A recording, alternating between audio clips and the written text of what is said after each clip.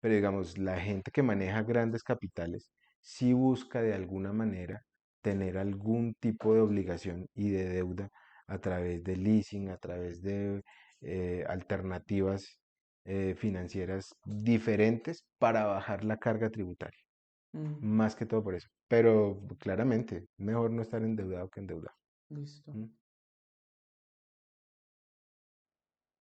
Hola a todos. En el siguiente podcast hablo con Andrés Acevedo. Él es economista centrado en los mercados financieros.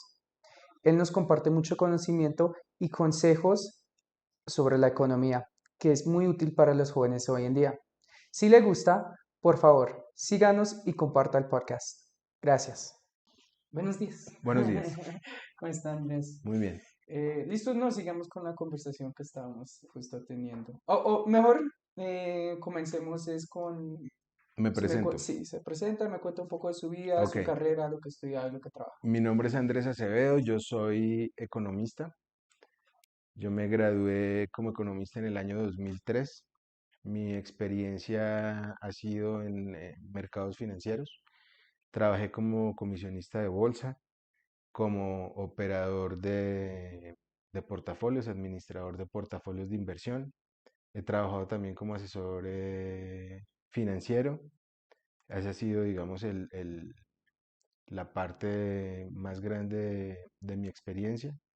En estos momentos trabajo en la Secretaría de Hacienda del municipio de Cota, precisamente ayudando con el tema de inversiones y manejo de flujos de caja y operaciones activas y pasivas de crédito del municipio.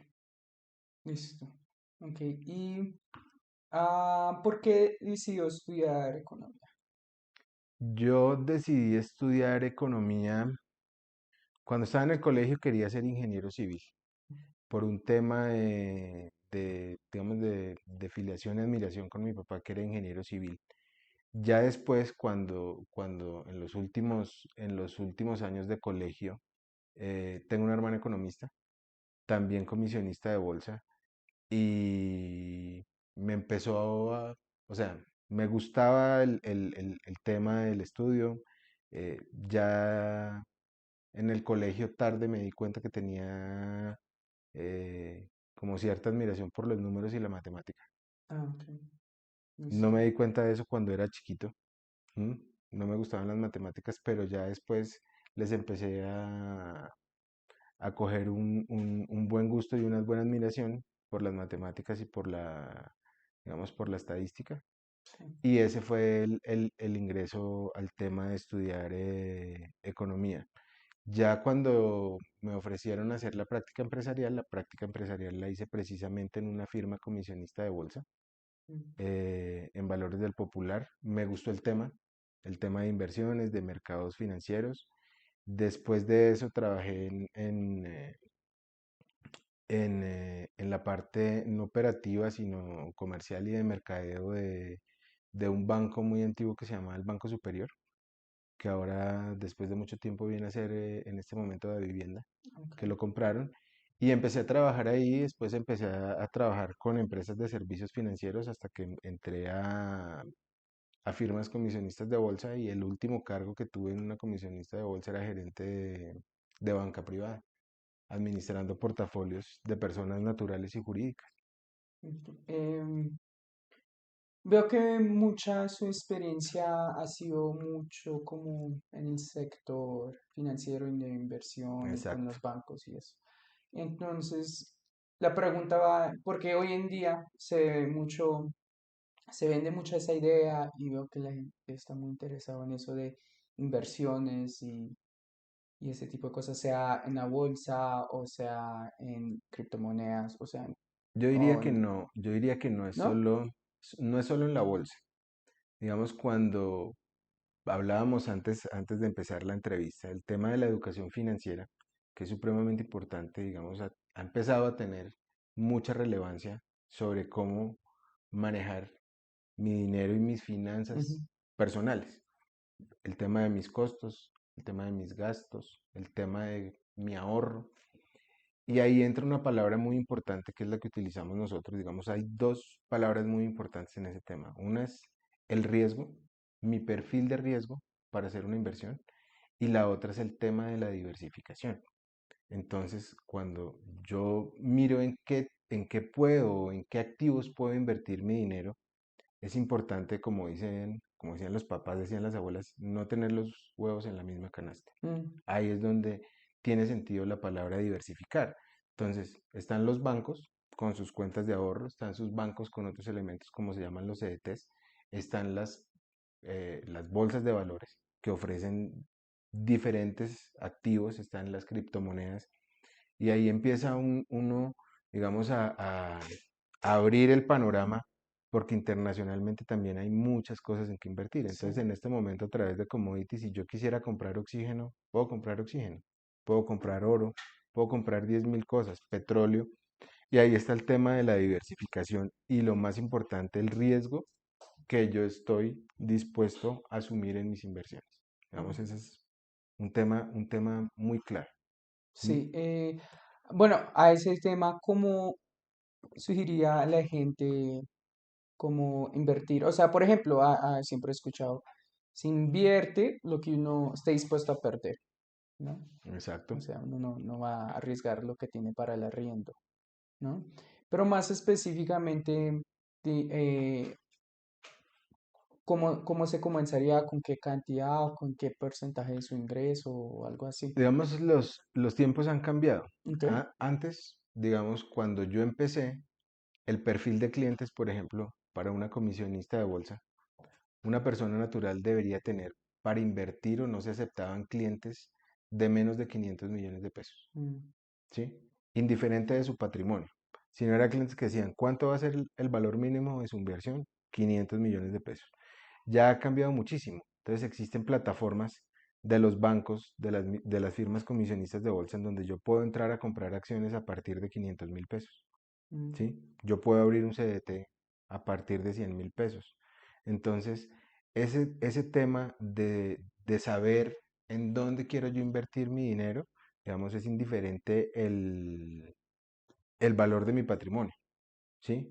Lo importante es que yo sepa que si voy a hacer una inversión, las inversiones buenas son de mediano y largo plazo, ¿sí? Que yo sepa que en ese mediano y en ese largo plazo no voy a necesitar esos recursos pues para vivir, para mis gastos del día a día. Eso es supremamente importante. ¿Por qué? Porque en el momento que yo hago una inversión, por ejemplo, les doy un ejemplo, si yo quiero invertir un CDT a un año, que en este momento tiene una tasa del 14%, que hace muchísimos años no se veía eso, si son 100 pesos, yo voy a recibir en un año 14. Pero si a los 6 meses yo digo, uy no, la embarré con el tiempo, necesito que me devuelvan la plata, es posible que de esos 100 pesos que yo necesite a los 6 meses, pierda parte de mi capital. Mm, ¿Por qué? Porque hay un mercado secundario en donde van a comprar ese papel con una prima, con un descuento, sí. ¿sí? Entonces, es el valor del dinero en el tiempo en donde les dicen, necesita su plata, son 100 pesos, yo le doy 98 y en la persona que los compra el 98 se va a ganar los 2 pesitos para llegar a los 100 y se va a ganar los intereses. Digamos, así es que funciona. Entonces, hay que ser muy claros no solo en qué, sino en el tiempo en el que voy a hacer ¿Qué es mi mediano a inversión. largo plazo? ¿Qué tanto tiempo es eso? De 5 a 10 años. De 5 a 10 años. De Ok, 5 a 10 años. Inclusive 3. ok, Yo digo que las inversiones por debajo de los 3 años son inversiones de corto plazo. ok. ¿Mm? eh, Y, Inclusive muy líquidas. sí, ¿y qué tan buena idea es una inversión a corto plazo? Depende de mi flujo de caja. Mm, Al final, todas las inversiones o todo lo que yo vaya a hacer con mis recursos va a depender de mi flujo de caja, ¿sí? Entonces, antes de hacer algún tipo de inversión, debo ser muy organizado en cómo va a ser mi flujo de caja para que eso no me afecte mi capital. sí, Digamos, eso es muy básico. Entonces, hay muchas empresas que hacen provisiones para pago de primas, para pago de obligaciones, para pago de impuestos a 6 meses, a un año, que es cuando sepan que tienen eh, el pago de la obligación. Pero entonces, El tiempo es relativo de acuerdo a cómo sea mi flujo de caja. mm, ¿M? Eso es supremamente importante tenerlo en cuenta. El tema de saber en dónde voy a meter mis recursos, en dónde voy a invertir. Eso es supremamente clave. La recomendación de siempre es, mire, a usted le ofrecen el banco A, B, C. Mire las calificaciones de los bancos. Todos los bancos tienen una calificación de riesgo y una calificación de administración de los activos que tienen bajo su manejo. Es importante tener en cuenta eso. Entonces, el tema, por ejemplo, que sean vigilados por la Superintendencia Financiera de Colombia, que yo tenga un asesor que esté certificado por el autorregulador mm, del mercado de valores. Eso al final independiente del tiempo o de los activos, eso me genera mi confianza y sé que la persona que me está asesorando o que me está sugiriendo, haciendo recomendaciones de inversión, pues es una persona que sabe y está sí. autorizada para hacerlo. Eso es algo supremamente importante. ¿M? Entonces aquí existen, por ejemplo, las cooperativas, los microcréditos, todos los días veo una pirámide nueva, Sí, ahí es donde hay que tener mucho cuidado, sí. mucho cuidado. Yo no digo que no sean buenas, pero pues hay que tener mucho cuidado en dónde se invierten los recursos. Si un joven, porque estábamos hablando de esto antes, ¿no? Que falta mucha educación financiera en el Exacto. país.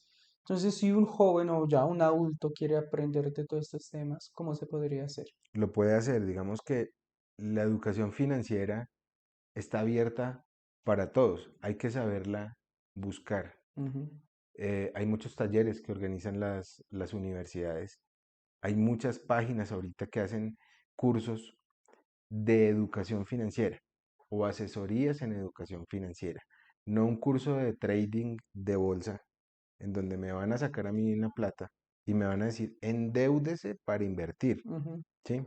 No, esa no es la idea, ahí es donde empezamos mal, pero es saber manejar los flujos de caja, saber que una persona le diga cuántos son sus ingresos, cuántos son sus gastos y cuál es la pequeña o porción grande que queda para un ahorro.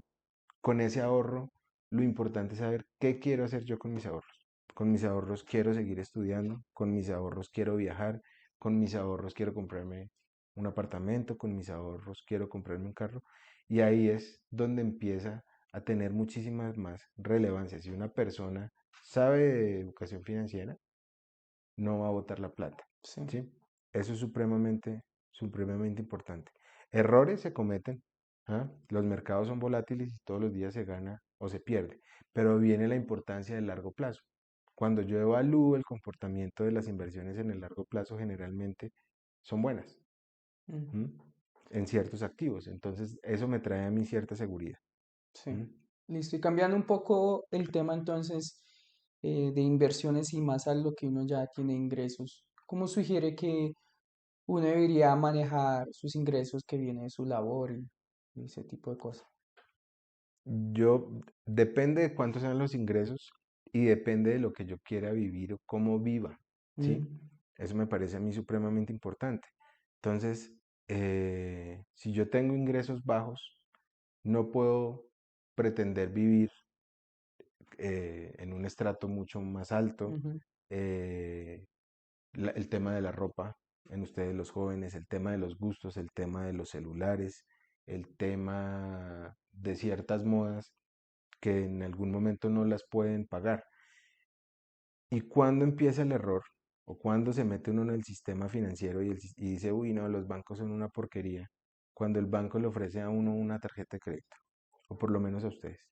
Entonces les ofrece una tarjeta de crédito con un cupo bajito. ¿Qué van a hacer con la tarjeta de crédito? Se van a comprar algo, supongamos un celular. Les ofrecen una tarjeta de celular con un cupo de 2 millones de pesos. ujú, Compran un celular que vale 1,5 millones.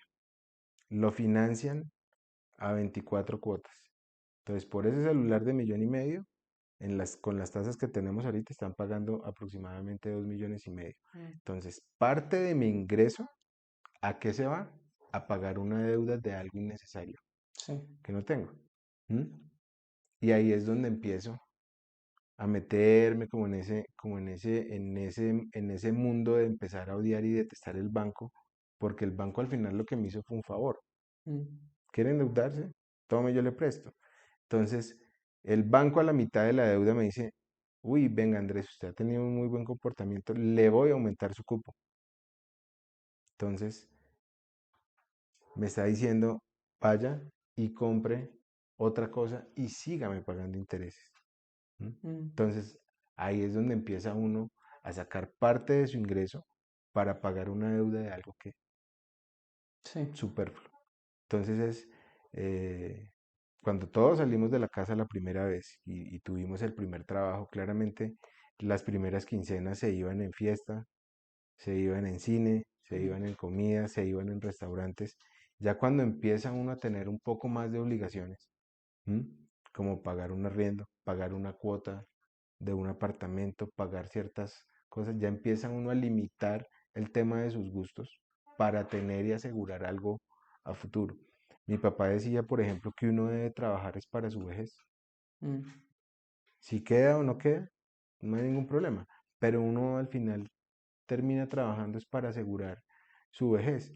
Y ese, digamos, era un pensamiento de los viejos, en donde su tranquilidad iba después de estudiar, después de trabajar, después de sacar a los hijos profesionales, en donde ya se pensionaban y quedaba un momento en donde el tema era pues descansar y disfrutar de lo que les había quedado, de tener alguna renta en su vejez.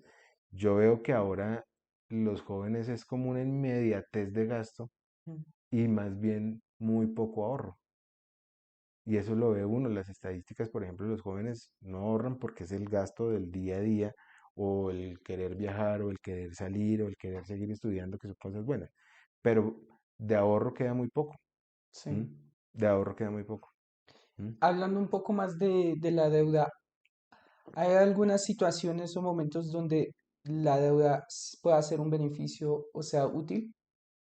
En cierta forma, sí, tributariamente yo puedo buscar a través de las deudas que tenga pagar menos impuestos. Mm, Pero cuando uno está joven y yo recibo mi quincena, a mí lo que me sirve es tratar de tener mi flujo de caja libre, sí. no que mi flujo de caja se vaya para pagar obligaciones financieras. Eh, sí, yo estoy pensando quizás más en términos para también invertir. Por ejemplo, yo veo, no sé exactamente cómo, pero yo sí he visto a veces que con propiedades, gente que compra propiedades, casas o Ujú. apartamentos, ya cuando van a volver a comprar y cosas así, a veces es útil tener deuda y de esa forma ser más flexible. Lo que hay que tener es un buen historial crediticio, Ujú, más que la deuda, mm, ¿sí?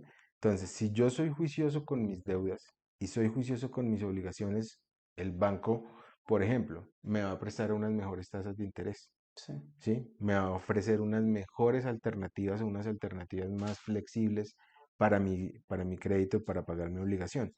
¿M? Pero claramente, y si tú le preguntas a la mayoría de la gente, te va a decir, ¿qué prefieres? ¿Estar endeudado o no estar endeudado? No, yo prefiero no tener ningún tipo de deuda, ujú, ningún tipo de obligación.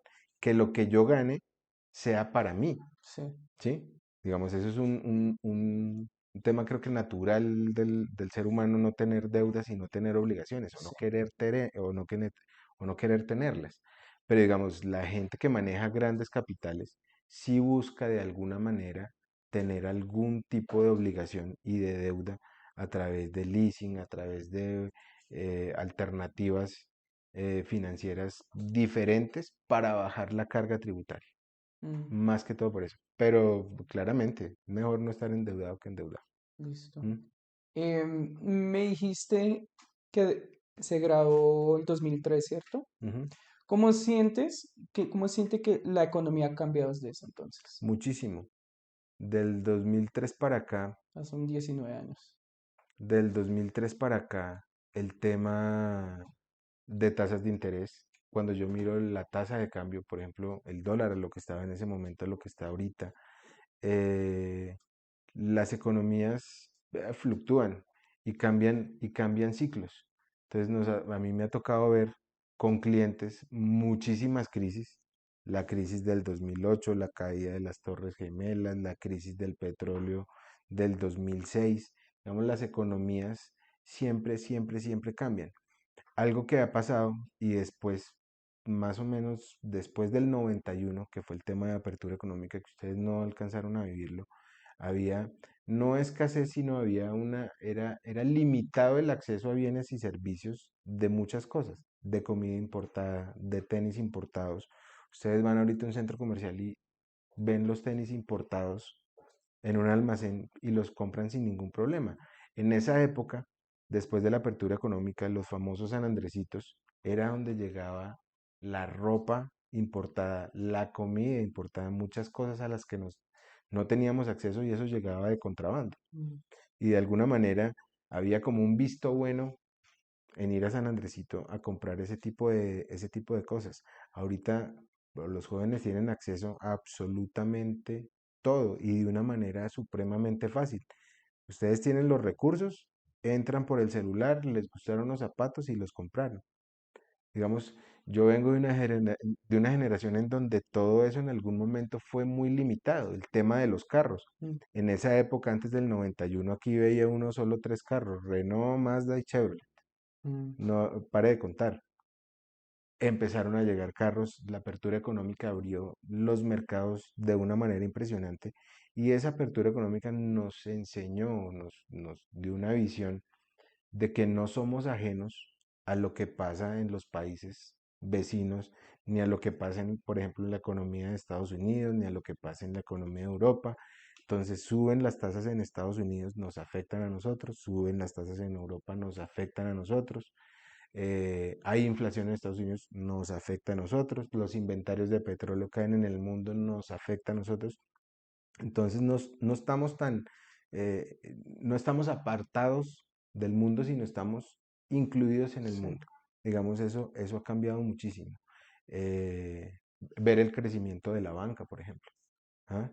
El crecimiento de los bancos, la llegada de bancos extranjeros, la llegada de otros actores al mercado de valores.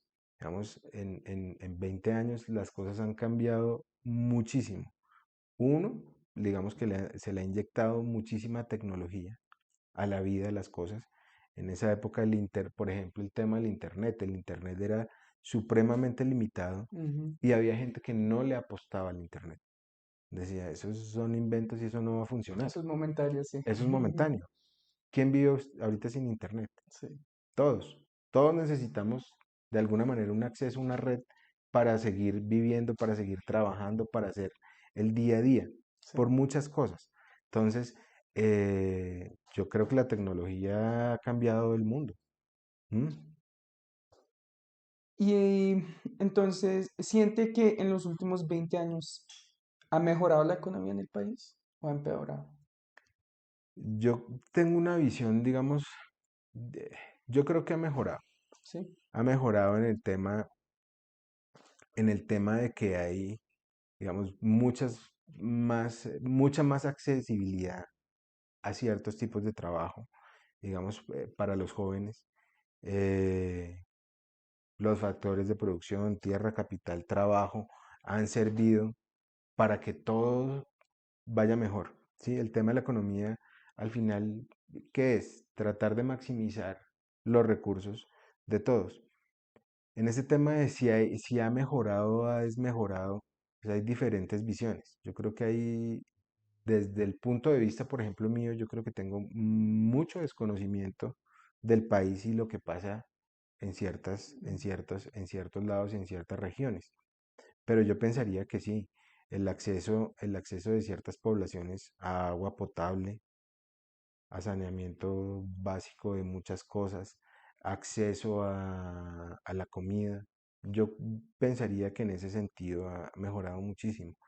Yo tengo una idea y es que parte del subdesarrollo que tenemos nosotros en este país, en Colombia, es que el tema de las carreteras, el tema del transporte, eso sí no nos ha ayudado.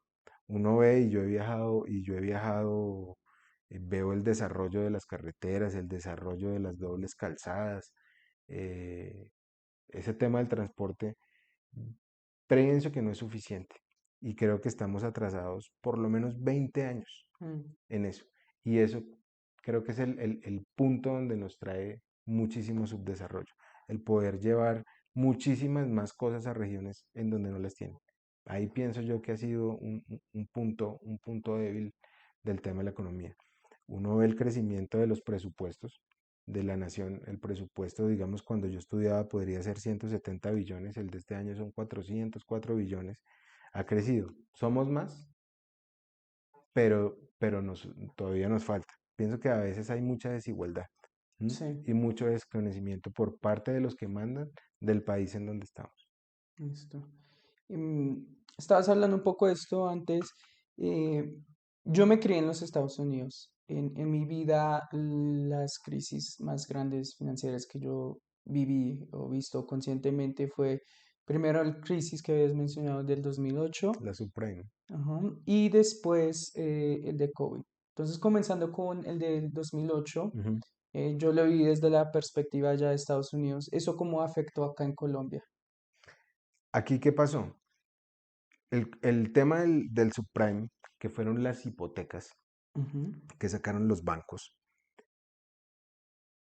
las hipotecas las vendían. Entonces tú te endeudabas con un banco y el banco te tenía tu hipoteca y la deuda en una cajita. Entonces, cuando entró el mercado financiero, a alguien se le ocurrió que la deuda tuya la podía comprar él a un descuento. Tú seguías pagando la deuda. Entonces, yo la vendo, la vendo, la vendo. Y empezaron a comprar los papeles o a hacer, digamos, a tener un crecimiento tan grande que al final nadie siguió comprando los papeles y la persona que tenía la deuda o tú dejaste de pagarla, ujú, ¿sí? Entonces, ¿qué pasó?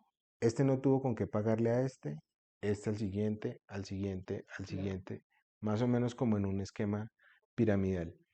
Y era tan grande la cantidad de títulos y de papeles de los famosos subprime que colapsó el sistema financiero en Estados Unidos. Entonces, muchas entidades financieras, entre ellas, por ejemplo, Lehman Brothers, que era una firma de 100 años Ujú, de toda la vida, se quedó con los papeles. Pero entonces, cuando yo tengo un título, valor, y de un día para otro vale 0 pesos, yo no tengo con qué seguir respondiendo. Entonces tengo problemas de liquidez. Y el problema de liquidez al final de dónde venía de una crisis de empleo, de gente que no tenía cómo seguir pagando sus hipotecas cuando los intereses empezaron a subir. Entonces, ¿qué prefirió hacer la gente? Tome su casa y yo me libro de mi deuda. Todo eso generó una crisis inmensa, se quebraron aseguradoras, se quebraron bancos, se quebró la banca de Estados Unidos. ¿Qué empezó a hacer el Estado? Empezar a imprimirle liquidez ujú, al negocio. Pero no solo esos títulos, no solo estaban en Estados Unidos, ¿sí? Ese subyacente que era la hipoteca, no solo la tenía Estados Unidos, la tenían bancos en Europa, la tenían bancos en Colombia, la tenía todo el mundo. Entonces ahí es donde se genera una crisis mundial. Entonces tiembla Estados Unidos y era lo que te decía el tema de la apertura, que nosotros ya no estamos apartados del mundo. ujú, Tembló la banca ya y tembló acá. Entonces esa crisis, ¿qué pasa? Empezó a bajar el dólar, se pierde credibilidad en los mercados financieros, la gente sale a reventar los papeles que tenga porque hay un pánico de que puedan pasar muchas cosas. Y la crisis no fue solo acá, fue un tema, una crisis mundial. Mi hermana, yo tengo una hermana que vive allá y llegó un momento que dijo, miren, no, no puedo seguir pagando mi deuda. Y le dijo al banco, tome, sí, le devuelvo su casa. El banco le dijo, no se la puedo recibir porque no tengo que hacer, no, es que yo no se la puedo seguir pagando. ujú, Y así como ella, millones, sí, millones. Ese fue el tema grande. De hecho, después de cuántos años, eso fue en el 2007, 2008, después de mucho tiempo, hay gente todavía que tiene el crédito cerrado en Estados Unidos para comprar una casa o para adquirir sí, alguna cosa, precisamente por esa crisis. Entonces, ahorita, digamos, hay algo que está pasando en Estados Unidos, de pronto hoy sale, ya salió la noticia de aumento de tasas de interés. Hace unos años, por ejemplo, hay un título, un bono de 10 años, que lo da el Tesoro de los Estados Unidos, lo emite, y estaban a tasas del 0,75%, hace 3 4 años. Ese papel hoy está en el 3%. Entonces uno oye el 3% y dice, ah, pero no es mucho. Para ellos sí, un país acostumbrado a vivir con tasas supremamente bajas, esos 200 o 300, 250 básicos que ha subido ese título, es una cantidad de dinero impresionante. Mm. ¿M? Entonces, después de esas crisis empieza uno a mirar cuánto le imprimió el gobierno para salvar los bancos, cuánto le imprimió para salvar parte de esa deuda, qué pasa con todo ese dinero, dónde está representado, en bonos del tesoro, en deuda que tiene el Estado con terceros, interna y externa. Entonces ahí es donde empiezan a jugar el tema de la inflación, el tema de las tasas de interés, se habla de recesiones, tema de la producción, entonces metámosle un componente adicional que es el petróleo. Entonces son muchísimas, muchísimas cosas que afectan allá en gran o menor medida, pero también nos tienen afectados a nosotros acá. Entonces cuando después de la pandemia hemos vivido un efecto inflacionario mundial en Mm. todos lados, ¿sí? Sí. Entonces aquí ustedes se dan cuenta que estábamos con una inflación no hablamos de inflación, de las tasas de interés. Antes de pandemia teníamos tasas de interés del 2%, y las tasas de interés están cercanas al 9%, con la posibilidad de que las suban al 10%. En Estados Unidos ha pasado lo mismo. Ujú. Entonces, cuando yo miro el tema de economía global, hay tres factores supremamente importantes de política económica que utilizan los gobiernos.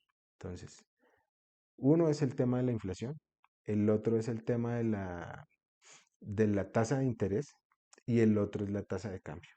Entonces, esos tres factores los tengo que controlar. Entonces, si se me sube uno, se baja el otro. Entonces, ¿cómo o cuál es, por ejemplo, la función del Banco de la República, de la Junta del Banco de la República? Controlar la inflación a través de las tasas de interés. Ese es digamos, el primer parrafito que dice dentro de las funciones de la Junta.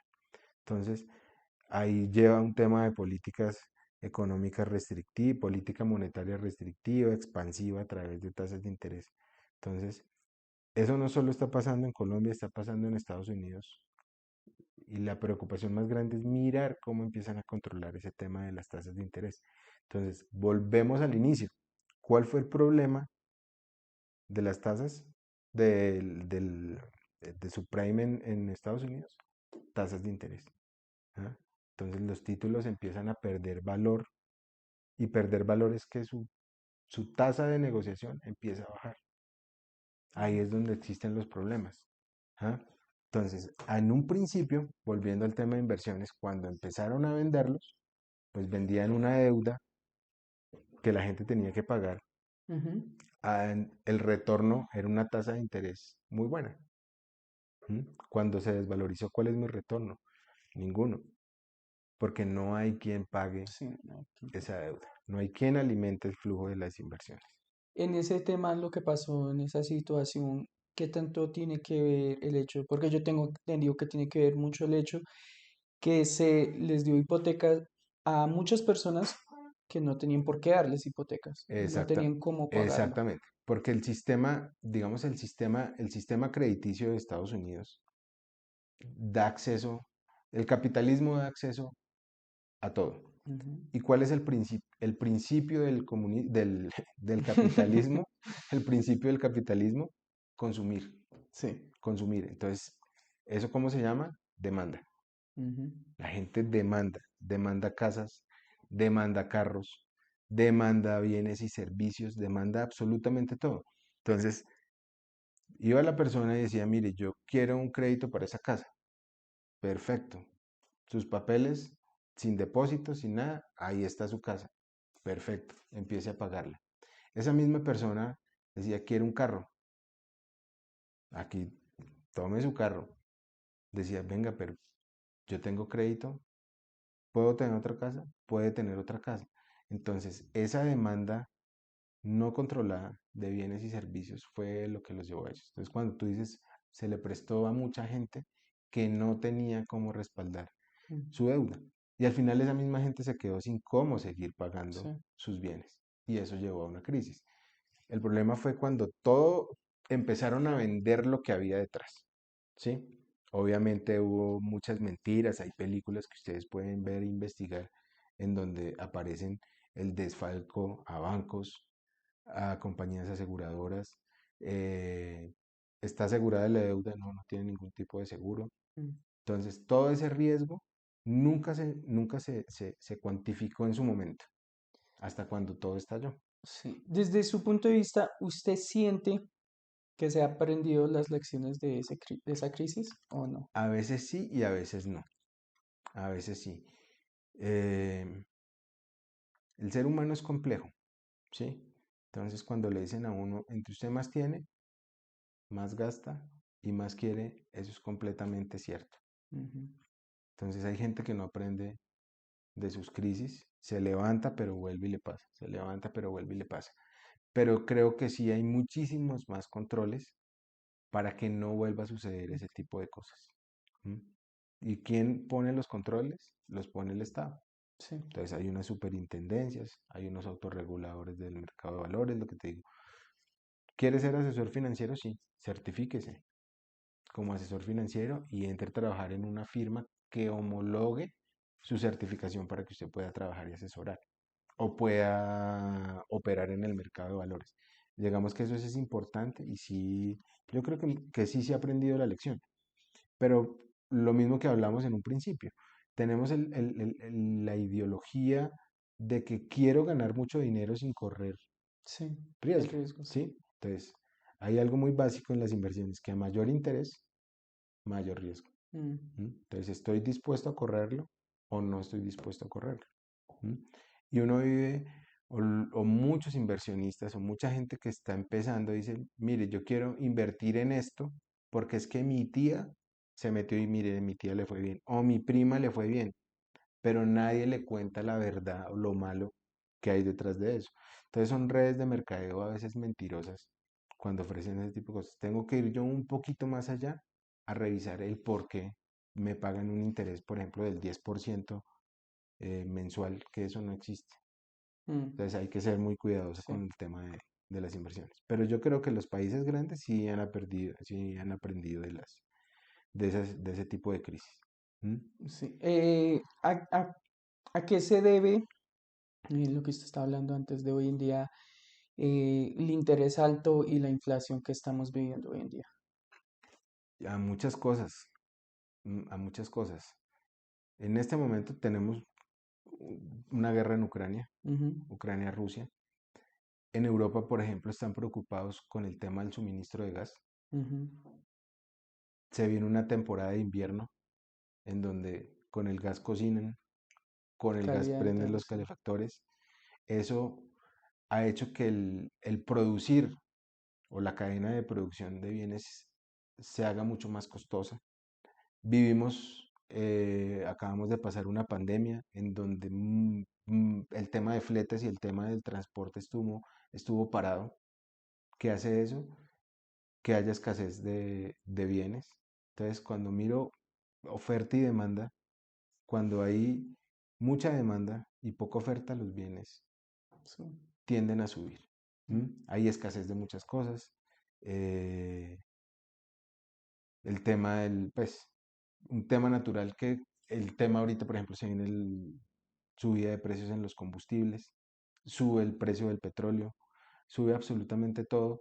Y en esa cadena de producción, cada cosita que yo le ponga o cada granito que le vaya a poner a lo que yo haga, pues va a ser supremamente más costoso. Al final, ¿qué tengo que hacer yo cuando vaya a vender mis cosas?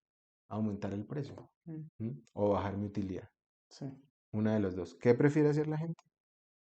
subir. Va subiéndole el precio, porque nadie hace las cosas gratis. Sí, ¿M? claro. Entonces, claramente, y he hablado con algunos en donde me han dicho, gente, por ejemplo, que hace productos químicos, que los productos químicos están carísimos, y antes tenían, por ejemplo, dos formas de vender. Una en el punto tenían un punto de venta en la fábrica y otro con unos clientes grandes. Me dice, con el punto de venta ya no soy competitivo con los almacenes de cadena. mm, Antes sí, entonces ese era más o menos el 30% de mis ingresos venía de mi punto de venta de productos químicos que yo hacía, jabones, detergentes, el cloro, ciertas cosas. Me dijo, pero ya no soy competitivo porque mi materia prima ha subido entre un 30 y 40% y eso me saca del mercado. ¿Mm? Lo mismo le pasa con los clientes grandes que tiene, pero ya es otro esquema, otro centro de costos, otro esquema de costos que tiene. Pero la inflación nos ha pegado a todos, en el pan, mm. en los concentrados para los perros, El mes pasado en agosto que le subieron al pan, me pasó una situación muy aquí chistosa. sacaron un comunicado, ¿no? Los panaderos, que se acaba el pan de 100 o 200 o de 300 y ahora vale 500. Sí, sí, por eso. ¿Mm? Entonces yo fui a comprar pan y yo entro y veo el letrero que dice, a partir de tal fecha el pan va a ser 500. Y yo quedé como, wow. Y me había entendido una señora y después voy a pagar y es otra señora que me va a atender. ¿Mm? Y ella me dice, ¿qué pasó? ¿La señorita lo tiene nervioso?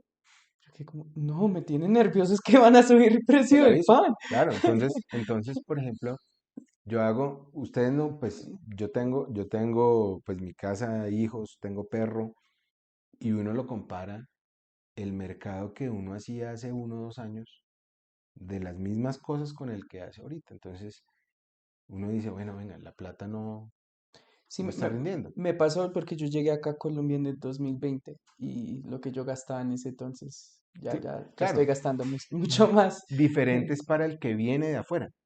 Entonces, hay un efecto que lo he visto con amigos que vivían en Estados Unidos. Mis amigos siguen viviendo en Estados Unidos, pero los papás ya pensionados que trabajaron, se fueron hace 30, 40 años, viven en Estados Unidos y, por ejemplo, viven en la Florida, que la Florida es un estado supremamente costoso.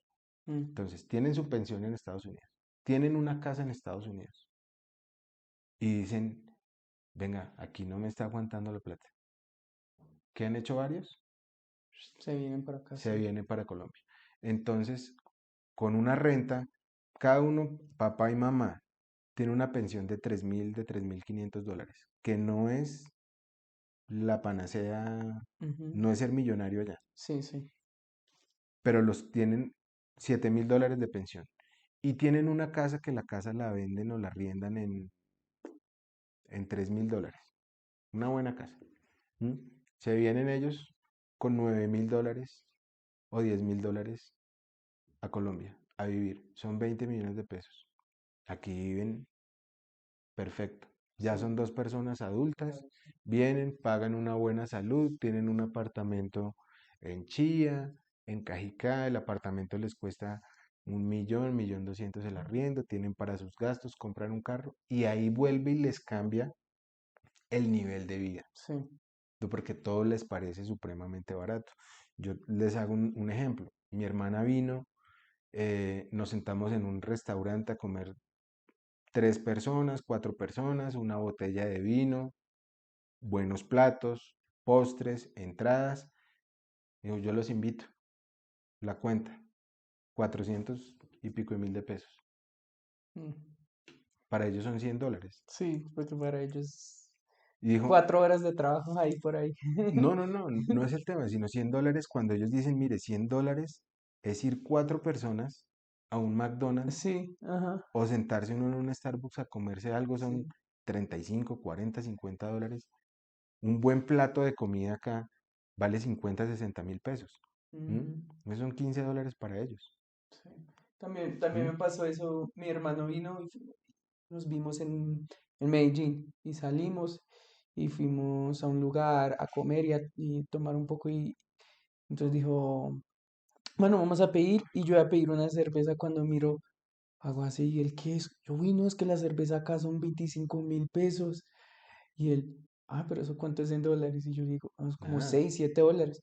Ah, no se preocupe que yo se lo compro y yo, claro. si a usted no le duele, pero a Y uno no, una cerveza claro. 25.000 Y no pesos. solo, y no solo el tema del que está en Estados Unidos. Digamos, ahorita el euro ha bajado, ¿no? Sí, El euro está muy a par con el dólar. nuevamente a la par con el dólar, que eso hace 20 años desde que se creó Sí. nunca se había visto. Tengo un vecino italiano, ¿m? Que tiene 62 años. Chef, vivió en Montpellier, tenía sus restaurantes, se vino aquí para Colombia, montó un restaurante. Llegó la pandemia, el hombre se quedó sin nada. Me dijo, acabo de cumplir 62 años, me voy para Suiza. ¿Yo a qué? Me dijo, uno, a los 62 años se pensiona. Me dijo, uno, porque tengo que arreglar el tema de mi pensión. Mm, Entonces me dijo, me darán una pensión de 1.500 1.800 euros. Me dijo, pero eso no es, allá no es sí. absolutamente nada. Entonces me dijo, me voy a arreglar mi tema de pensión y me ofrecieron un trabajo en Suiza como cocinero de no sé qué cosas. Entonces aquí no tengo ingresos, tenía su restaurante, tiene todas las cosas y me dijo, Colombia tiene una ventaja y es que si tú quieres tomates, los tomates los consigues en la esquina Ujú, y los consigues todo el año. ujú, Si quieres una cebolla, ¿de cuál? Puerro, roja, todo, la consigues en la esquina. Me dijo, en Europa no. sí. Entonces, en Europa hay que guardar para invierno, hay que guardar para las cosas. Me dijo, y aquí, aparte de que la consigues en cualquier lado, es supremamente barato. O sea, uno dice, yo quiero comprar un tomate y te venden el tomate. ¿Cuánto es el tomate? 200 o 300 pesos, o lo que sea, o 1.000. ¿M? Me dijo, si me dicen un tomate vale 3.000 pesos, me parece regalado, o una libra. Allá, supremamente costoso, porque hay cosas que no consigues Sí. si no es temporada. Entonces él dice, me voy un año o año y medio, cuadro mi pensión y me devuelvo a vivir a Cajica. ¿M? Mm, Entonces, ¿y este tipo dónde vive en Cajicá? Vive en un conjunto, miren cómo son las cosas. Vive en un conjunto, estrato 6 en una casa que puede costar 1.500 millones de pesos. Pero él no piensa en tocar eso porque ese es el patrimonio y eso es lo que le piensa dejar mm, a los a hijos. los hijos. ¿Sí? Y él dice, pues con 1.800 euros acá pueden ser 5 millones de pesos. Con eso tengo que vivir Ujú, yo durante lo que me quede de vida. Pero son 1.800 euros que allá arrendar una habitación vale 1.200 mm, y la comida allá no le alcanzan. Aquí sí. Entonces, eso es, digamos, eso es algo que tiene Colombia, ¿m? Que tiene, tú tienes acceso a absolutamente todo, a muchísimas cosas. Y eso es lo que les gusta a ellos. Pisos térmicos, ¿quiere calorcito? A 2 horas. ¿M? Entonces hay que, digamos, hay que querer nuestro país, pero también hay que cuidar muchas cosas de lo que sí. tenemos. ¿M?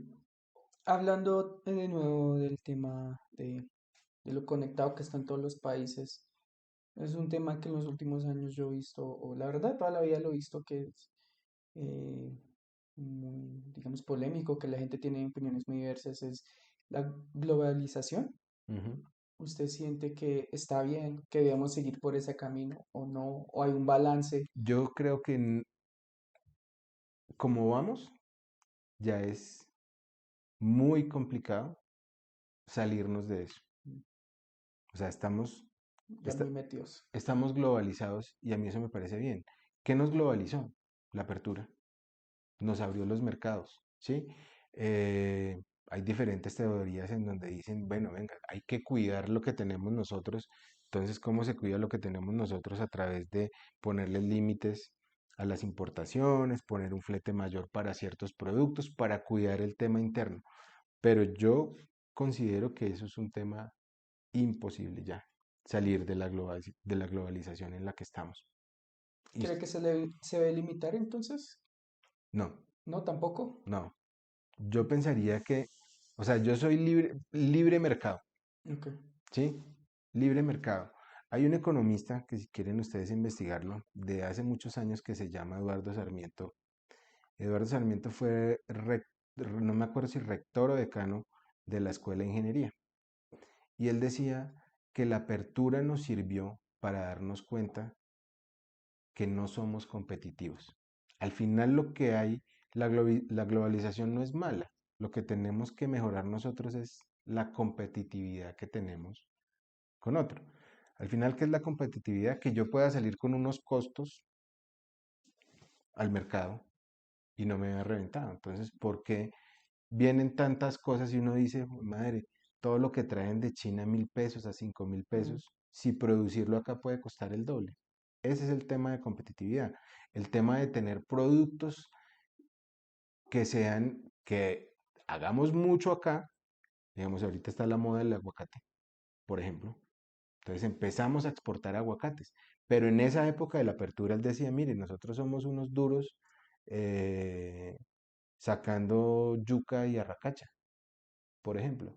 Pero ¿quién afuera consume yuca y arracacha?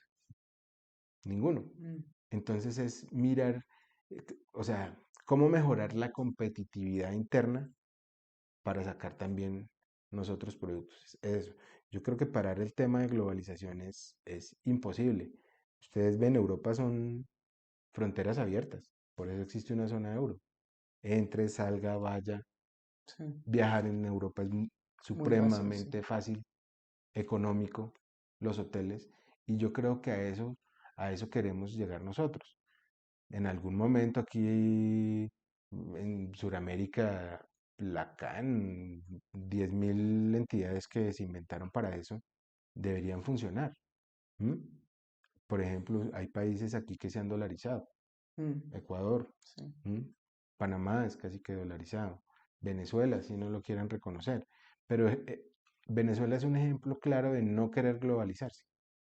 Obviamente tienen, o Cuba, los países comunistas. ¿Ah? Porque al que está globalizado ve barreras dentro del país. Entonces se acaba el flujo de inversión y ya es muy tarde para cerrar. Decir yo, mire, yo quiero ser, eh, o usted, por ejemplo, uno con la esposa, no nos hablemos con nadie, nosotros eduquemos a nuestros hijos eh, y lo que tenemos lo vamos a tener en este cuadradito y no nos vamos a salir. ujú, Seamos autosuficientes y las cosas ya no funcionan así. Uno necesita del mundo y tiene que salir al mundo a conocer el mundo. sí. ¿M? Al final uno cierra las barreras. Yo, por ejemplo, tengo un hijo de 20 años, en diciembre se va para España y le digo, ¿Va a estudiar, trabajar, o está estudiando, vacaciones? Ah, ok. él estudia ingeniería mecánica. Y le dije, así no estudie, salga y conoce el mundo, porque uno piensa que el mundo es Bogotá, Cota, Mm, Chía, me monto en un avión, voy a Cartagena, pero el mundo no es Colombia, el mundo es todo. Si quiere, váyase para la India, mire, pues, donde sea, mm. donde lo reciba. Eso me Entonces, gusta algo de la cultura europea. Ellos sí se toman como después del colegio, se toman ese año y exacto, normalmente lo agarran es para de, viajar. de acuerdo. Y conocer, es que al final el que no viaja no conoce Ujú, y las generaciones nuevas ya no están enfrascadas como las tuvo la mía, con una educación de que usted tiene que salir del colegio tiene que irse para la universidad tiene que trabajar, ujú, tiene que trabajar y comprarse una casa, un carro, tener hijos, después de eso se pensiona y ya, y se murió. Ahorita yo veo a los jóvenes y me gusta la gente activa que en vez de irse a tomar trago, ¿sí? sí. Ahorra, coge, se va para Grecia, se va para Mm, Marruecos, se van para México, conocen, viajan, hacen amigos, sí. hacen oportunidades. Si quieren estudiar, ahorita es muchísimo más fácil estudiar afuera. Mm, Antes era supremamente costoso y supremamente complicado. sí, hoy en día casi todas las universidades tienen el programa de intercambiar De acuerdo, estudiantes. y entonces cuando yo estudiaba en el colegio, la importancia de tener un segundo idioma era, si quiere, vaya y estudie inglés en un instituto, pero no era como ahorita mi hijo pequeño estudia en un colegio en donde desde transición todas las materias las ve en inglés Mm, y tiene 11 años y ya es un chino bilingüe, cosa que no vivimos las generaciones nuestras. Entonces, ahí es donde la globalización es todo eso. sí. Entonces, dime cómo, si es bueno o es malo. Mm, Es bueno porque abre la mente, abre los mercados, nos da acceso a 10.000 cosas que nos pueden mejorar la vida. ¿M? A mí la globalización me parece lo mejor. Y si pudiera hacer más, obviamente empieza el tema de lo que te decía al principio, de empezar a cuidar un poquito también lo nuestro. ¿M? O cómo hacemos nosotros para ser más competitivos. Sí. ¿Ah? Entonces, la gente dice, no, pero es que todo lo del campo está carísimo. Hombre, desarrollemos el campo. ¿M? Ah, pero es que los insumos son ucranianos, entonces como están en guerra, entonces o no hay o están carísimos. Venga, busquemos la forma de hacerlos nosotros, ¿m? Sí. De ser competitivos contra eso. ¿M? Pero cuando tú cierras el tema de las barreras, por ejemplo, una farmacéutica o alguien que haga químicos para o insumos agropecuarios, dice, pues yo allá no voy porque ¿a qué? ¿A cómo? Sí. ¿M? Ahora, ayer hablamos con Laura, Con con tu Laurita. compañera, sí, su compañera. Ella nos comentó que ella opinaba que después de la pandemia el país ha recuperado, pero no lo suficiente. Y ella comparó con otros países diciendo, por ejemplo, eh, por la pandemia, todo el mundo fue afectado de maneras parecidas como el desempleo Ujú. bajó por todos lados, pero que ella dice, en muchos países el desempleo ya volvió a bajar a los niveles que estaba antes de la pandemia, en cambio en Colombia no. Yo creo que acá ha bajado, Ujú. ha bajado. La cifra hay que revisarla, pero creo que está en niveles de antes de pandemia. Ok. Cuando yo miro la productividad ha aumentado, Ujú. ¿sí? Ha aumentado. Eh, fue un descanso, digamos, para muchos un descanso doloroso de 2 años, pero cuando volvimos a salir de pandemia, la demanda estaba supremamente acelerada. Entonces salió la gente a comprar, salió la gente a viajar, salió la gente a hacer lo que no había hecho durante 2 años, Sí. ¿sí? Se volvió a reactivar el tema del empleo, se volvieron a reactivar muchas compañías, aerolíneas, hoteles, el tema de recreación y deporte también. Entonces, ¿eso qué genera? Producción, que Ujú. genera ingresos. Yo pensaría que estamos eh, llegando o ya superando niveles de producción de antes de la pandemia. Que quedaron muchas cosas, digamos aquí, y es un consejo que les doy yo a ustedes como jóvenes, aprender a ver el vaso siempre medio lleno y no medio vacío, Mm. ¿sí? Yo digo, no, pues el desempleo no, si está mal, no, aquí no, nada funciona. Entonces, ¿qué hacemos para funcionar? Es que somos sucios. ¿Qué hacemos para que no seamos cochinos? Vamos, está en uno ver siempre el vaso medio lleno y tratar de ser la solución y no el problema. ¿Sí? Yo digo que Colombia es un país, somos pobres, Colombia es un país pobre, ¿m? Y en donde tenemos unas diferencias y un desconocimiento clarísimo de lo que pasa, inclusive aquí al lado. Mm. ¿M? Y hay regiones en donde el acceso es imposible. Entonces es tratar de mejorar todo ese tipo de cosas, tratar de mejorar el agro, tratar de mejorar el acceso a muchas cosas básicas que tienen la población. Pero aquí tenemos un problema de ADN y es que somos corruptos. Y ahí contra eso no hay absolutamente nada. Por más crecimiento, por más buenos motivos que tengamos, ese tema del ADN va a ser muy complicado. De querer ser ricos en unos días, la plata fácil, es complejo. Y este es un país que ha vivido 50 o 40 años con un problema y una crisis de narcotráfico detrás que ha permeado instituciones, policía, todo, nos ha generado ingresos, así uno no lo quiera reconocer, pero mucha de la plata que uno ve todavía proviene de negocios de narcotráfico. Entonces, eh, conflicto armado, o sea, tenemos muchos factores que Mm. nos tenderían a irnos para abajo, pero a pesar de eso vamos para arriba. ¿M? Entonces yo creo que ver el vaso siempre medio lleno.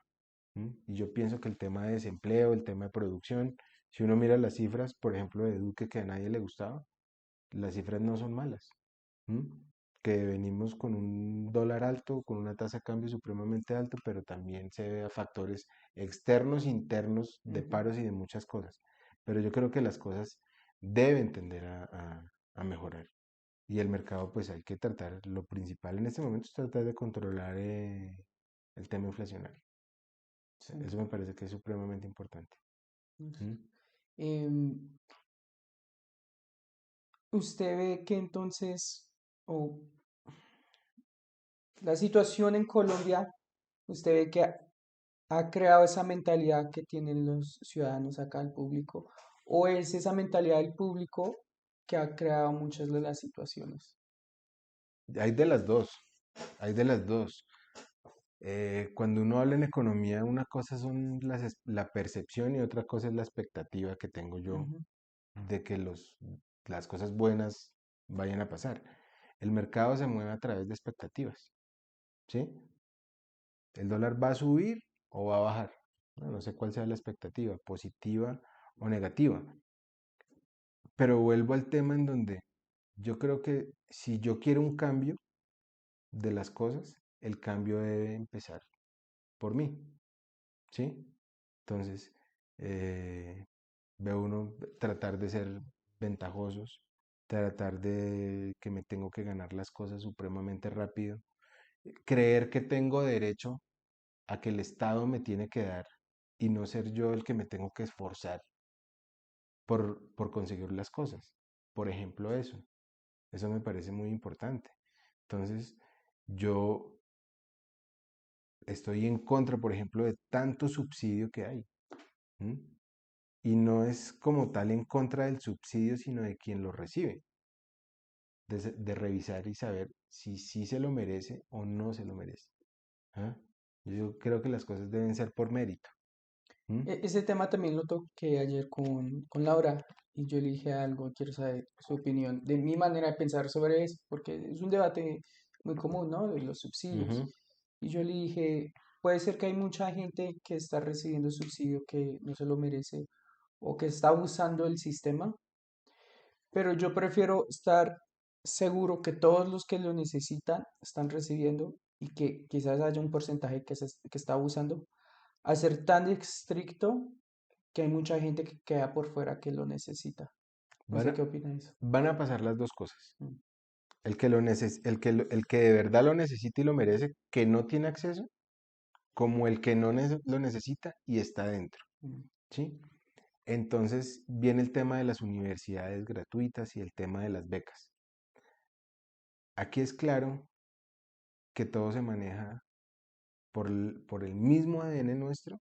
Siempre va a haber la palanca, la rosca, sí. siempre va a haber la rosca, y ese es el que no se lo merece. Mm, Y ese que no se lo merece, que puede pagarlo, está dejando por fuera a cuántos, ujú, ¿sí? O cuántos que entran no tienen el suficiente mérito para seguir respondiendo, por ejemplo, por una beca, por un promedio, por 10.000 cosas. Entonces, hay de las dos cosas. Yo estoy de acuerdo que la educación superior sea gratuita, sí, pero debe estar acompañada no solo del estudio. O sea, yo no puedo decirle a alguien que no tiene recursos, vaya y estudie en los Andes, porque con qué se va a mantener también. O sea, ujú, todo debe estar acompañado hace muchos años habían residencias universitarias en donde se manejaba todo ese tipo de cosas y de acompañamiento. Yo no puedo dejar un chino solo. ¿M? Por ejemplo, ese tipo de cosas, la alimentación. ¿M? Entonces, si yo quiero una educación superior, pues debe ser integral con muchas cosas, ¿sí? Dedíquese a estudiar y si usted tiene todas las capacidades y es un buen estudiante y una buena persona y es juicioso, créame que le va a ir bien. Pero eso debe ir acompañado también de una buena alimentación, inclusive de la parte psicológica, ujú. ¿ah? Para tratar de, digamos, de explotar todas las cosas buenas que tiene un ser humano. ¿M? Pero eso debe ser algo muy, muy integral, ¿sí? Eh, yo veo aquí que mucha gente le dan unos subsidios ridículos y han hecho reportajes y han hecho muchas cosas en donde van y miran el que recibe el subsidio ya tiene tres casas, En Estados Unidos es muy común que tengan hijos porque reciben un subsidio, que se quedan desempleados porque reciben un subsidio. Y al final todo eso es como tener una tina, le abro la llave y le quito el sifón. Entonces, ¿qué va a pasar con el agua? Se va a ir, se va a ir. Mm, Entonces, controlar eso, digamos, yo estoy de acuerdo en cierta parte con los subsidios, para el que se merece y que sea un tema de mérito, en realidad, que lo necesite. Pero me parece que le faltan muchos controles al tema. Todavía nuestro ADN y nuestra rosca no nos deja mm. hacer esas cosas bien. Me ¿Mm? hiciste pensar en algo que pasa en Estados Unidos, y que lo mencionaste, es que es la gente que no quiere trabajar por recibir el desempleo Ah, que... no. Y te lo voy a preguntar, se lo voy a preguntar no sobre Estados Unidos, porque yo sé que pasó allá, pero es más como para entender cómo sería la solución o cómo se maneja ese tema, em, porque muchas personas decían, si el subsidio que me está dando el gobierno es más de lo que se está ofreciendo en cualquier empleo, ¿por qué me voy a ir a trabajar? Yo te devuelvo la pregunta. ¿Cuánto te podrías ganar tú mensualmente? ¿Allá Acá. o acá? Acá los trabajos que yo he tenido siempre han sido entre 1.500.000 o 2 millones. Ok. El Estado va a dar un subsidio de millón y medio. Ok. Te lo mereces. Tome su millón y medio. ¿Tú trabajas o te quedas en la casa? Si yo puedo vivir con el millón y medio, yo me quedo en la casa. Esa es la respuesta. Entonces, ¿qué perdemos al final con todo eso? Competitividad. Y el que recibe el millón y medio, pues está tranquilo, Ujú, pero no se pregunta ese millón y medio de dónde sale. Entonces, por ejemplo, están ustedes dos. ¿M? Comparten y viven. El uno recibe subsidio y el otro trabaja. ¿Qué va a ujú, pasar con el que trabaja? Y se gana el mismo millón y medio y dice, no, pues yo no trabajo tampoco más. claro. Pido también subsidio. Ujú, Entonces, ¿el Estado a qué está subsidiando? ¿A dos jóvenes necesitados o a dos personas que no quieren hacer ujú, absolutamente nada? sí. Estoy de acuerdo que eso es un problema, ¿Mm? pero yo veo que la solución quizás no es tanto como bajarle el subsidio en ese caso específico, sino más como el empleo que está ofreciendo solamente 1 millón. ¿Quién vive con 1 millón? Entonces, claro, sí, ahora sí, si el Estado me va a dar 1.500.000 y el empleo Yo me te digo ofrece una 2 millones, ya estoy incentivado a ir a trabajar. el vago se acomoda a vivir con lo que le dan para no hacer nada. Eso es una realidad, ¿sí? Ah, que bajaron el subsidio de 800.000 pesos. No, pues me toca bajarle a la cerveza. Es así. El vago, Para muchos sí es el así. vago se acostumbra a vivir con eso. Ujú, Entonces, por ejemplo, en Estados Unidos, ese vago, o no, no sé si acá, ese vago tiene un hijo. Entonces, tiene derecho a recibir más subsidio por tener ujú, más hijos. ujú, Y por ejemplo, Atlanta es una ciudad que está llena de niños subsidiados, porque el Estado dice, venga, si no tiene, le subsidio. Y aparte de eso, ese subsidio no es solo la plata, es el acceso al sistema de salud. Entonces dicen, ay, es que el sistema de salud está quebrado. ¿Por qué? Porque hay mucha parte subsidiada. En Argentina, ustedes ven ahorita y se ponen a investigar, hay unos colectivos que reciben subsidios y lo único que se dedican es a estar en la calle, en marchas y en protestas, a ujú, favor de. ¿Por qué? Porque me pagan. Y ellos piensan que es el trabajo. Pero todo está en uno. Si uno, si en su mentalidad está que le den sin aprender, sin esforzarme, ahí se van a quedar. sí, Y con ese subsidio pueden vivir ujú, X, ¿sí? En Estados Unidos trabajé 10 años en una empresa, me quedé sin subsidio, tan, venga, accedo al subsidio de desempleo, pero tengo que seguir buscando. Accedí a otro empleo, señores, muchas gracias, pero lo que usted me dio me ayudó, ujú, ¿sí? Aquí las cajas de compensación lo tienen, un subsidio de desempleo, se quedó sin desempleo, no se preocupe, nosotros le ayudamos a conseguir trabajo, tiene estas opciones y le vamos a pagar X meses de salud para que usted no se preocupe y se pueda enfocar en su búsqueda de trabajo. Ya conseguí, listo, perfecto, ya no me gustó. ¿Mm? Pero es la mentalidad de tener que vivir subsidiado, de tener que, deme. Entonces, cuando a mí me dan y cuando a los jóvenes les dan y les dan y les dan, ¿qué están criando? Vagos. Mm, No van a querer seguir, no van a querer trabajar. ¿Ah? Entonces, yo veo publicaciones de gente que dice, mire, necesito un asistente para mi empresa que me ayude a empacar, que me ayude a hacer esto, el salario es el mínimo, más las prestaciones, más una cosa, más lo otro. No llegan, no llega la gente, no llega la gente. ¿Por qué? Porque mucha gente está esperando es que le den y estirar la mano. Y fuera así de fácil, pero entonces una persona de bajos recursos con 1,5 millones, de pronto para nosotros es muy poquito, o 500.000 pesos, lo que sea. De pronto para mí no es nada y no me alcanza para el mercado, no me alcanza para mis servicios, no me alcanza para mi ritmo de vida. Pero para esa persona 500.000 pesos, que puede vivir en un inquilinato, que puede vivir con la mamá, que puede vivir con 10.000 vainas, ujú, diré, esto es la plata de mi vacancia, mm, ¿sí? Yo no generalizo que todos los casos sean iguales, pero el tema de los subsidios hay que revisarlo, lo que les digo, debe ser por mérito. Debe sí. haber una buena investigación de verdad quién lo necesita. Yo conozco muchísima gente pila, pero pilísimos.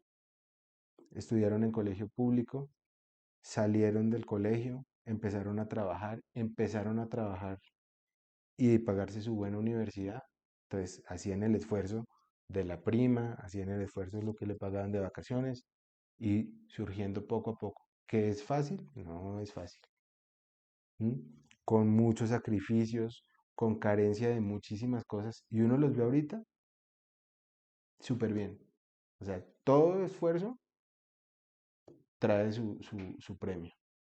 ¿M? Mm, Pero el tema de subsidiar, yo diría, si lo hiciéramos o sea, o si miráramos o comparáramos el tema de los subsidios, no sé, en un país como en Europa, que también hay vagos, ¿sí? Pero compararlo con el nuestro, digamos, el ADN del colombiano no permite hacer eso. mm, ¿M? Yo creo que el problema está en nosotros. ¿M? El sí. problema está en nosotros.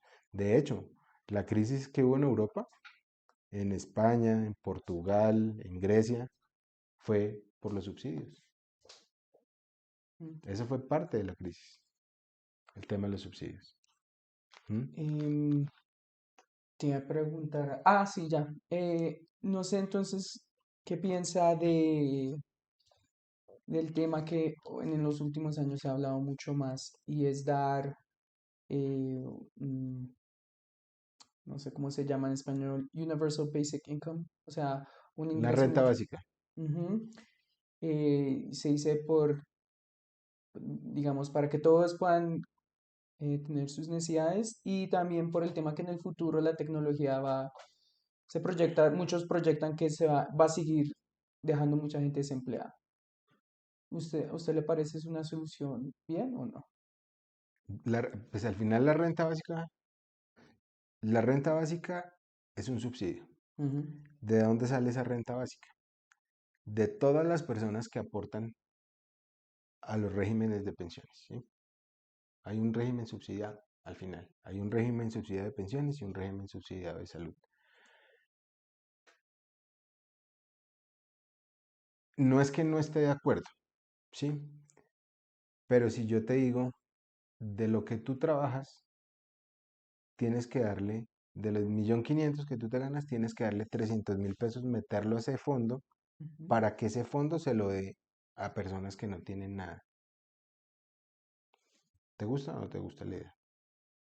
No tanto. Eso es lo que pasa. Ujú, Entonces, por ejemplo, ahorita con que suena una reforma tributaria en donde se va a aumentar esa renta básica, ¿ah? Entonces, hay muchos que tienen la visión, dice, pero ¿por qué yo tengo que darle o subsidiar a alguien que no trabajó nunca en su vida o que no hizo ujú, absolutamente nada? Ese puede ser un ejemplo. Pero de este lado puede haber alguien que sí trabajó, que nunca aportó, que de verdad sí lo necesita. El problema es que acá todo lo volvemos negocio. O sea, todo lo volvemos como una bandera de campaña, ¿m? De decir que voy a regalar, pero al final, en el tema de las pensiones, ¿qué están regalando? El Estado no está regalando lo suyo, está Ujú. regalando lo que tú aportaste, está regalando el trabajo y el esfuerzo de otra persona. ¿Ah? Entonces yo dije, no, es que yo trabajé 20 años, venga, ¿y por qué nunca aportó? No, porque no tenía para aportar. ¿Pero por qué? Obviamente aquí hay una inequidad terrible y unas brechas sociales Ujú. supremamente complejas. Muchos pobres, pocos ricos y una clase media gigante que es la que trabaja y a esa es a la que le están dando con todo. ¿Mm? Entonces, eh, en ese tema de la inequidad, sí, hay muchísimas cosas a lo que no tienen acceso, ¿sí? Pobres y muchísimo más pobres. Entonces, el tema de los subsidios es un tema complejo, es un tema delicado. Y en un país pobre como nosotros, la pregunta es de dónde va a salir tanta plata. Ujú. Entonces, esa bandera de quítele al rico para darle al pobre, no la copio, sino en vez de tratar de tener menos ricos, ¿por qué no tratamos de tener más ricos, de tener un sistema productivo mucho mayor, de ser más equitativos con la distribución de los ingresos? Ahí es donde funcionan las cosas, ¿sí? Pero el que tiene plata, ¿cómo la hizo? Trabajando, sudándola. El cuento que yo te digo, mi amigo, el que estudió de noche, el que le tocó comer de la que sabemos para tratar de sacar su carrera adelante, su especialización adelante, viajar, aprender otro idioma, él no lo hizo con subsidios, lo hizo con su esfuerzo. ¿M? Y esa persona puede decir, ah, no, es que el Estado no me dio ni lo uno ni lo otro. El Estado no me iba a dar, el Estado me garantiza ciertas cosas, ¿ah? Pero no es obligación del Estado darme. Yo tengo que salir a trabajar. ¿M? Ujú. ¿Sí? Yo no puedo pretender que el Estado salga y me dé absolutamente todo. Quisiera, pero entonces, ¿quién trabaja y de dónde sale la plata? ¿De dónde se pagan los impuestos? ¿M? Sería justo decir que usted sigue la filosofía que dijo el presidente John F. Kennedy de Estados Unidos. No, no debe preguntar qué puede hacer el país por mí, sino yo qué puedo hacer por mi De país. acuerdo. Es que el cambio está en uno. Si yo salgo, o sea, ustedes me dicen, yo podría quedarme en mi casa esperando, estirando la mano para que me den para comer. ¿Sí? ¿Quién me va a dar de comer? Nadie. Entonces tengo que salir a proveer y a buscar el sustento no solo mío, de mis hijos. ¿M? Entonces yo no puedo quedarme sentado renegando en un país que de verdad sí tiene oportunidades, si uno las busca. ¿Sí? Mm. Si yo busco las oportunidades, se me van a dar. Si yo soy una buena persona, se me van a dar. Pero yo no puedo pretender, y volvemos a lo mismo, es un tema, considero yo que es de ADN, de que quiero tener todo ya, ¿sí? Quiero volverme millonario ya, quiero comprar mi casa ya, quiero pensionarme a los 30 años y no volver a trabajar, sino que me den y la plata gastármela en viajes o pues en lo que a mí se me antoje. Pero yo tengo que salir a trabajar y a proveer. Y el que hace el cambio soy yo. Entonces, yo me preocupo por pagarle una buena educación a mis hijos, que tenga un buen acceso a la educación de mis hijos. Y yo les digo, mire, hay 10.000 casos y los ve uno aquí muy cerca, ¿ah? Que tienen un ingreso y los hijos los mandan a una escuela pública, ¿sí? Los hijos van a escuela pública, les dan los uniformes, les dan absolutamente todo, les dan un refrigerio. Entonces los hijos prácticamente no le valen nada al papá. ¿Y qué hace el papá el fin de semana con lo que se gana? Fiesta, porque es muy cultural, Sí. es fiesta. Ujú. Entonces, esa persona se queja, no, es que no me alcanza. Venga, pero es que el Estado le garantiza la educación a sus hijos, sí. Le da un refrigerio que usted no le compra, sí. Y cuando ustedes miran la clase de trabajador que es esa persona, poca competitividad, nunca se preocupó por capacitarse, piensa que es un derecho adquirido que él tiene estar sentado donde está, sin seguir aprendiendo, sin seguir actualizándose en muchas cosas. Ese es el problema. ¿Ah? Si yo me quedo sentado esperando que las cosas me lleguen o me las den, no va a pasar absolutamente nada. ¿Qué va a pasar cuando esos niños salgan del colegio? Les toca empezar a qué. ¿Quiere estudiar? Trabaje, Mm. trabaje. Yo diría, el otro lado de eso es, hoy en día muchos jóvenes a veces son así porque no, son del concepto que no quieren que su vida, que su trabajo sea su vida. Y fuera de eso ven que también, o sienten que en su trabajo no les están dando lo que ellos consideran justo para exigir ese esfuerzo de más de ellos. Y, por ejemplo, algo que me chocó mucho cuando yo llegué a trabajar acá en Colombia, yo buscando trabajos, y ya que habían ofertas que decían, acá le garantizamos que le vamos a pagar a tiempo. Y eso me preocupó No, tanto. de acuerdo. Yo quedé Aquí como, ¿cómo así? ¿Es que eso nos garantiza por donde uno vaya? En Estados Unidos a mí nunca me faltaron ni por un minuto el sueldo. el sueldo. Me llegó. Y No, y acá aquí, sí, acá, no, acá los empleados. y aquí hay muchas empresas, digamos, aquí todavía somos como muy coloquiales y muy, todo nos lo pasamos por encima. Por ejemplo, ese tema de cosas. O que no solo eso, se garantiza buen ambiente laboral.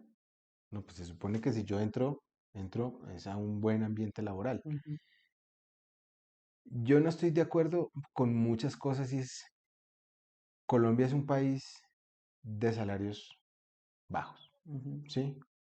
Es un país de salarios bajos. El salario mínimo, pues que tuvo un aumento del 10% el año pasado, que fue el aumento más alto en muchísimo tiempo, pero es un salario bajo. ¿M? Y es bajo si yo lo comparo con el costo de vida que estoy teniendo, ¿sí? Mi salario no aumenta en la misma proporción o en la misma relación que aumentan las demás cosas por un tema de inflación. Si uno compara números, aparentemente sí, pero la plata, el poder adquisitivo, el dinero cada vez es menor. Entonces, al final sí hay mucha frustración y mucho inconformismo, y yo lo entiendo con un joven que cuánto pagó por su carrera, o no él, los papás, o lo que haya, o quien se la haya pagado. ujú. Una carrera de 10 semestres a 5 millones de pesos el semestre, que no es la mejor universidad, cuesta 60 millones de pesos. Cuando yo miro va a ser el retorno de eso, pues ese profesional recién graduado le van a ofrecer 2.300.000, 2.500.000, 3 millones de pesos mensuales para pagar su carrera. Entonces, ya es un tema de ser muy relativo. Si usted vive con sus papás, la plata le rinde. Ah, es que usted entonces vive con sus papás y gástese la plata en lo que quiera.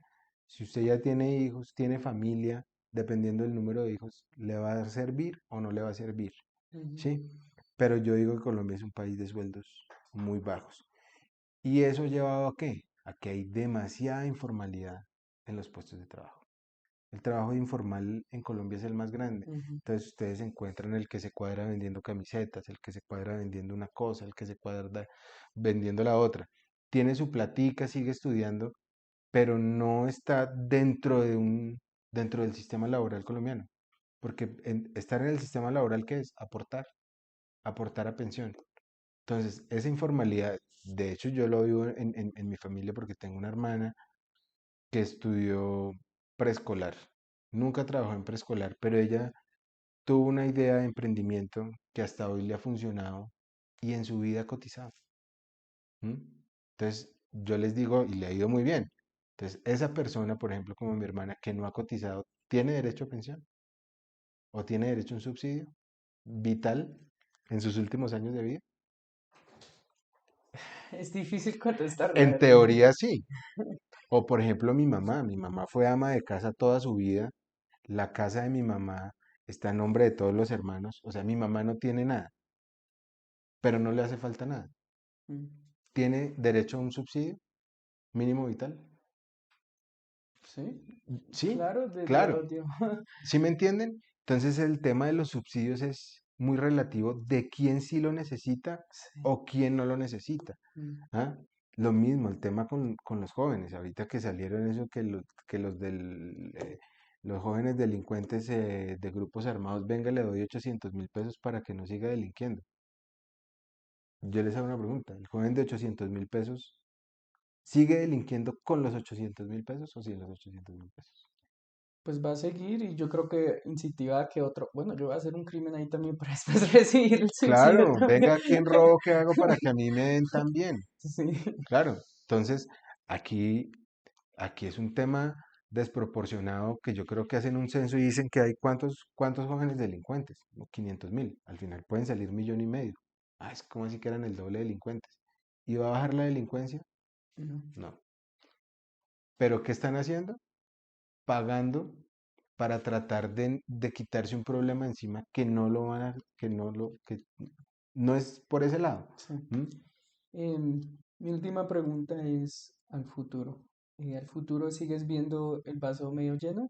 Sí, siempre, Sí. siempre, siempre. Yo no estoy de acuerdo con muchas políticas que se van a empezar a tomar aquí en Colombia. No me gusta no me gusta el presidente, no voté por él, pero a pesar de todo, y lo que les digo, el cambio va en uno. Lo que yo pueda hacer bueno por mí, por mi familia, por la gente que conozca, yo pienso que sí se mejoran las cosas. ¿M? Apoyar lo nuestro, hay que seguir trabajando. Yo espero que se sigan dando las oportunidades. Yo ya viví una crisis, ya viví una quiebra. Pararse no es fácil, pero yo me hubiera podido quedar sentado pidiendo quién me dé y quién me regale, pero ustedes van a ir creciendo y se van a dar cuenta que hay que salir y las cosas se logran es con esfuerzo. ¿M? Mm. Entonces, lo que decía al principio, uno codicia lo que ve, pero la codicia no es mala. ¿M? Hay que saber hacer bien las cosas. ¿M? Y esforzarse por tener buenas cosas. ¿Quieren tener buena vida? ¿Quieren vivir bien? Gánense esa buena vida. ¿M? Para eso están los fines de semana, después de esforzarse trabajando toda la semana. Para eso está. Buscar trabajos bien remunerados, pero el trabajo bien remunerado depende también de mi capacidad y de lo que yo haya aprendido y de lo que yo sepa hacer. ¿Ah? Yo no puedo pretender que en el primer día en el banco me suban de presidente o a la semana, porque hay que hacer una carrera, hay que ir escalafonándose. ¿M? Hay que seguir aprendiendo todos los días. ¿Ah? Hay muchos que sí tienen la suerte, pero la mayoría no, hay que conseguir las cosas con esfuerzo y con trabajo. La suerte, como es el dicho, que la suerte prefiere al que está preparado. Sí, yo tenía un jefe que decía, mire, la suerte la reparten a las 5 de la mañana. La buena suerte, ¿no? Ujú. Decía el hombre, la buena suerte la reparten a las 5 de la mañana. Y la suerte, y hay un actor que estaba mirando la vez pasada que dice que la suerte es, hay cuatro cosas básicas en la vida, creo que dice. Una es amar lo que uno hace, ¿sí? Tener pasión por lo que uno hace. De esa pasión es hacer las cosas bien, ¿m? Tratar de hacerlo lo mejor que pueda. Lo tercero es trabajar incansablemente en lo que yo hago. Eso. Y esos tres factores al final suman el cuarto, que es la suerte. Si yo hago esos tres, voy a tener suerte y me va a ir bien. Pero ustedes se dan cuenta, el tema es esforzándose, Mm. es madrugando, es saliendo, es rebuscándose la vida. ¿M? No es tirando la mano. ¿M? Hay muchos que sí tienen esa suerte, pero no es el caso de, creería yo, del 90% Sí. de esta población. Hay que seguir esforzándose y viendo el vaso siempre medio lleno. ¿M? Al principio, o hace un rato, no al principio, pero hace un rato mencionaste que tienes un perro. ¿Qué tipo de Mm. perro tienes? Tengo un perro que tiene una historia que no sé si es de raza o no es de raza.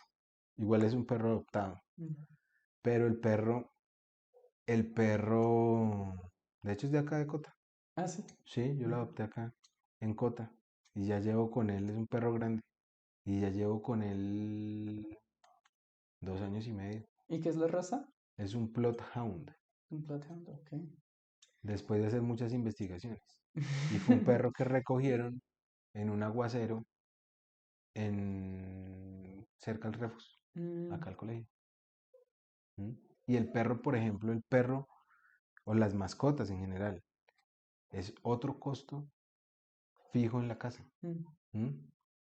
Porque yo puedo comer, hago mi mercado de leche, pan, huevos, pero dentro de ese mercado, cuando uno tiene mascota, ya se incluye el concentrado, se incluye el sí, huesito, hay que tener un fondo por si al perro hay que llevarlo al veterinario, veterinario, sí. las vacunas, si me voy un fin de semana y no puedo llevar al perro, tengo que pagarle una guardería o alguien que lo Ujú. cuide, Uy, eso es súpermente complicado. Tengo todo, dos perros grandes en Estados Unidos que, uff, eso era un y allá poquito. sí que vale, ¿no? Ya era es un pesado. Mira, yo te doy cuenta, o sea, cuando hablamos de globalización, cuando hablamos de capitalismo, cuando hablamos de consumo, el ejemplo de todo eso es los Estados Unidos. Mm. ¿Sí? ¿Cuánto te cuesta lavar el carro en Estados Unidos? Eh, no me acuerdo, yo solamente lo lavaba una vez al año. ¿Por qué? Como $20. ¿Por qué? Porque es supremamente costoso. Y aparte de eso, de ser costoso, obligatoriamente le tienes que dar propina al que te lo lavó. Sí, uf, a todo el mundo hay que darle Listo. propina. Llega Nicolás y nos cuidó el perro. Entonces Nicolás dice, fueron 5 días, $50 cada perro. Listo, Nicolás, 5 por 5, 25. Tan. Y la Y propina de la propina, Nicolás. sí. Ujú. Se cortó el pelo, La la propina. propina de Nicolás. Sí. Todo. Entonces es un sistema que funciona en función del dinero y del consumo. Ujú. El restaurante, te pago tu propina y eso genera un ingreso adicional. El ballet parking, todo, Todo. absolutamente todo genera. Uno acaba y se corta el pelo y ¿quién le da propina a la peluquera? Ujú. Muy poquitos. ¿M? Entonces, el tema de las mascotas en Estados Unidos es supremamente costoso y eso es el capitalismo. ¿M? Que nosotros, por un tema de mentalidad, deberíamos acostumbrarnos a eso. Entonces, ¿deberíamos hacerlo? Sí. ¿Por qué no lo hacemos? Porque aquí, cada vez que le preguntan, no tengo, y la propina no tengo. Entonces le pasan a uno la cuenta. ¿Desea incluir el servicio? No, es muy nuestro. ¿Mm? Pues sí, es de muchas partes y yo creo que cada lado tiene sus beneficios. Por ejemplo, el beneficio de eso en Estados Unidos es que la gente es muy servicial por la propina, porque se De quiere ganar acuerdo, la...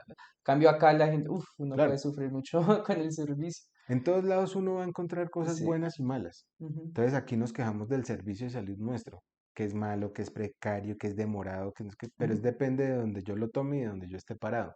¿Sí?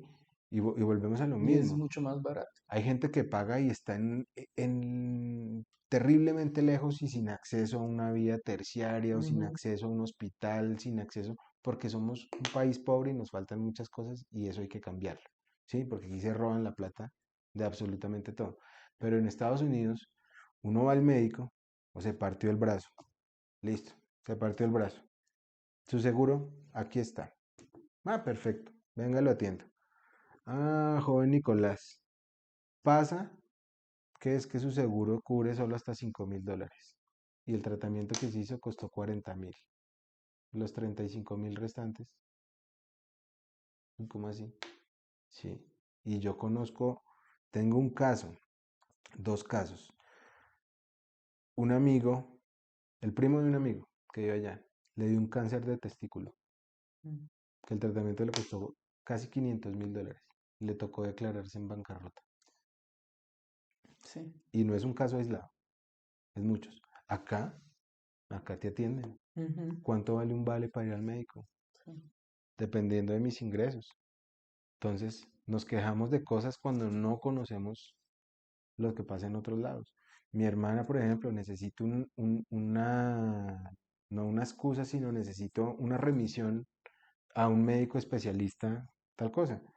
Él vas a donde el médico y me dice, sí, te vale $170 la remisión al médico especialista. Ujú. Pero si no me vas a hacer nada. Sí, te voy a firmar esto.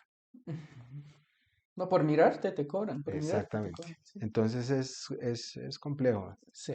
Yo diría que uno no puede vivir comparándose porque las comparaciones son malas. Tenemos que aprender a También. vivir con lo que somos y con lo que tenemos y esforzarnos siempre por todo. ¿Mm? Volviendo al tema del perrito, la razón que le toqué Eh, es porque ahí al lado suyo, en la mesita, hay un regalito para él, qué de parte de bueno. nosotros. Muchas gracias. No, este se los llevo. Se los muestro. Y Si son huesos, ese man le duran.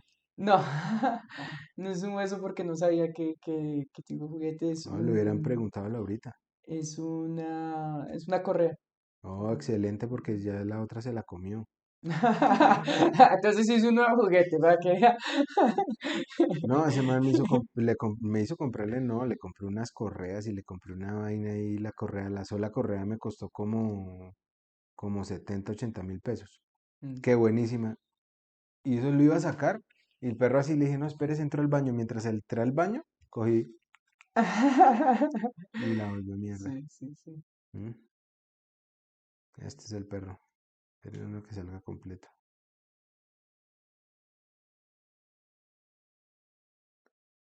Miren donde se vea para. Oiga, yo ¿Cómo se puse llama? dos. Fido. Fido. ¿De quién era Fido? ¿El perro de quién era? Se los dejo de tarea. Bueno, Un lo voy a presidente, buscar. un presidente gringo. ¿Sí? ¿Mm? Uy, buscarlo entonces. Este, ahí medio se ve.